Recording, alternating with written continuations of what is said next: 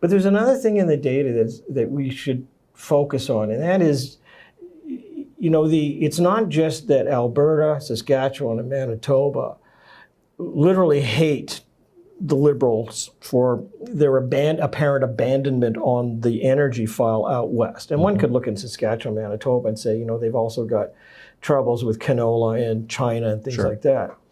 But there's another thing that we'll talk about, I'm sure, even in Ontario for a different reason. That is, there's an echo effect. There's a group of people across the country who may perceive well enough that the Liberal Party, that doesn't hold many seats in Alberta, and probably would lose them anyways because of what's happened, have a perception that the Liberal government has basically said, you don't vote for us, so too bad.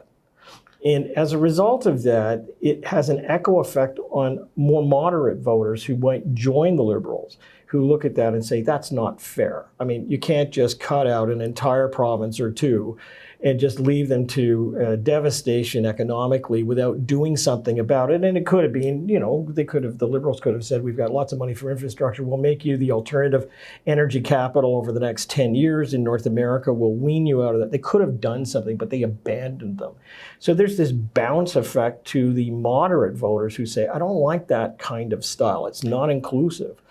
And you get the same bounce, though, for Andrew Scheer and the Liberals against Andrew Scheer in Ontario, where, in fact, the Liberal vote now is up 12 points in the last month alone. And it's the Ford bounce, where you see Justin Trudeau now, for the first time in a number of months, leading in Ontario.